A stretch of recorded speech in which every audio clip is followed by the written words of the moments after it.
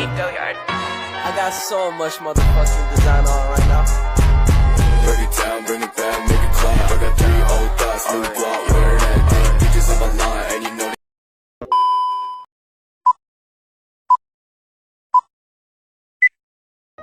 Assalamualaikum warahmatullahi wabarakatuh. Halo semuanya, perkenalkan kami dari kelompok 5 akan membahas tentang memori atau ingatan. Sebelum itu, perkenalkan nama saya Nurul Hanifah dengan NIM 2330108043. Saya Nur Rahmayani dari PKB dengan NIM 2330108042. Perkenalkan, nama saya Oktavianisa dengan NIM 2330108044. A few moments later.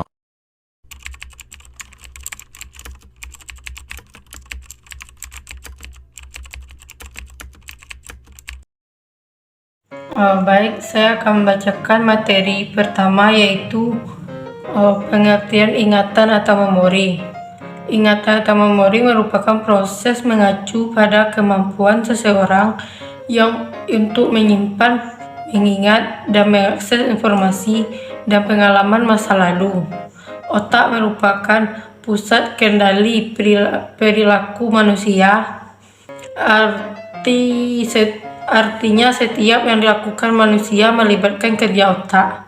Otak merupakan tempat menerima, menyimpan, dan kemudian mengendalikan informasi yang ada. Artinya otak adalah pusat ingatan manusia. Di dalam otak tersimpan berbagai macam informasi. Bermacam-macam jenis ingatan juga ada dalam otak manusia. Selama otak manusia dalam keadaan sehat, manusia akan selalu melakukan proses mengingat. Kapasitas penyimpanan otak atau memori jauh melebihi kapasitas memori terbesar sekalipun. Otak memiliki kemampuan menangani logaritma rumit secara bersamaan dalam jumlah tak terbatas, jauh melebihi kemampuan teknologi canggih sekalipun. Materi kedua yaitu jenis ingatan memori. Jenis ingatan memori dibagi menjadi 3, yaitu yang pertama sistem ingatan sensorik atau sensory memory. Sistem ingatan ini adalah tahap awal dalam pemrosesan informasi dalam ingatan manusia. Memori sensori mencatat informasi atau stimuli yang masuk melalui salah satu atau kombinasi dari panca indera, yaitu secara visual melalui mata, pendengaran melalui telinga, bau melalui hidung, rasa melalui lidah, dan perabaan melalui kulit. Yang kedua yaitu ingatan jangka pendek, berfungsi sebagai penyimpanan transitori yang dapat menyimpan informasi yang sangat terbesar dan mentransformasikan serta menggunakan informasi tersebut dalam menghasilkan respon atau suatu stimulus. Jumlah informasi yang disimpan dalam memori jangka pendek adalah relatif kecil dibandingkan dengan jumlah sangat banyak yang dapat disimpan dalam memori jangka panjang.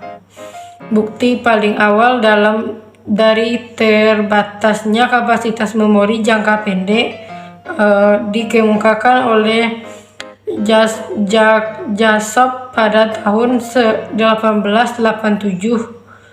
dalam Miller tahun 1956 bahwa apabila pada seseorang dibacakan sederetan angka yang tidak berurutan, maka ia hanya akan mampu menyebutkan kembali sekitar 7 angka.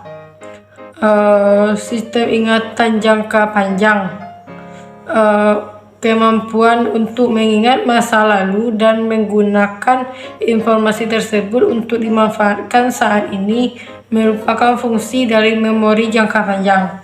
Hal-hal yang paling istimewa dari memori jangka panjang adalah kapasitasnya yang tidak terbatas dan durasinya yang seolah-olah tak pernah berakhir.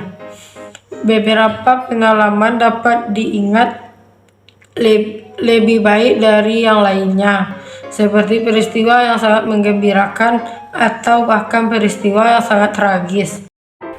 Proses-proses ingatan atau memori. Yang pertama, memori sensori. Memori sensori mencatat informasi atau stimuli yang masuk melalui salah satu atau kombinasi dari panca indera, yaitu secara visual mata, secara pendengaran melalui telinga, bau melalui hidung, rasa melalui lidah, dan rabaan melalui kulit. Bila informasi atau stimuli tersebut tidak diperhatikan, akan langsung terlupakan. Namun, bila diperhatikan, maka informasi tersebut akan ditransfer ke sistem ingatan jangka pendek. Yang kedua, sistem ingatan jangka pendek. Sistem ingatan jangka pendek menyimpan informasi atau stimuli selama sekitar 30 detik dan hanya sekitar 7 bongkahan informasi yang dapat disimpan dan dipelihara di sistem memori jangka pendek dalam suatu saat. Yang ketiga, setelah berada di sistem memori jangka pendek, informasi tersebut dapat ditransfer lagi dengan proses pengulangan ke sistem ingatan jangka panjang untuk disimpan, atau dapat juga informasi tersebut hilang dan terlupakan karena tergantikan oleh tambahan bongkahan informasi baru. Selanjutnya, setelah berada di sistem memori jangka panjang, informasi tersebut dapat diperoleh kembali melalui strategi tertentu, atau informasi tersebut terlupakan atau gagal dan tidak dapat diperoleh kembali karena adanya kekurangan dan sistem pengarsipannya. Materi selanjutnya yaitu faktor yang mempengaruhi ingatan. Beberapa faktor yang dapat mempengaruhi proses ingatan meliputi 1. Perhatian. Tingkat perhatian saat pencatatan informasi sangat penting. Jika seseorang tidak memperhatikan dengan baik, informasi tersebut mungkin tidak akan tercatat dengan baik dalam ingatan. 2. Motivasi. Tingkat motivasi individu dapat mempengaruhi sejauh mana mereka akan mencatat dan menyimpan informasi.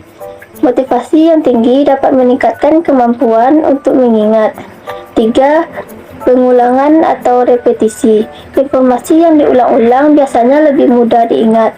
Pengulangan memungkinkan informasi tersebut untuk masuk lebih dalam ke dalam memori jangka panjang. 4. Kesehatan otak. Kondisi kesehatan otak seperti cedera kepala atau gangguan neurologis dapat mempengaruhi kemampuan ingatan. 5. Faktor genetik. Faktor genetik juga dapat mempengaruhi predisposisi seseorang terhadap gangguan ingatan, seperti Alzheimer atau gangguan memori lainnya. Materi selanjutnya yaitu ingatan dalam Al-Quran. Bismillahirrahmanirrahim. Wallahu khalaqakum summa yatawaffakum wa minkum wa may yuraddu illa arzil umri il kaila ya'lama ba'da ilmi say'a innallaha alimun qadir. Artinya, dan Allah telah menciptakan kamu kemudian mewafatkan kamu. Di antara kamu ada yang dikembalikan kepada usia yang tua rentan pikun sehingga dia tidak mengetahui lagi sesuatu yang pernah diketahuinya. Sungguh Allah Maha Mengetahui, Maha Kuasa. Surat An-Nahl ayat 70.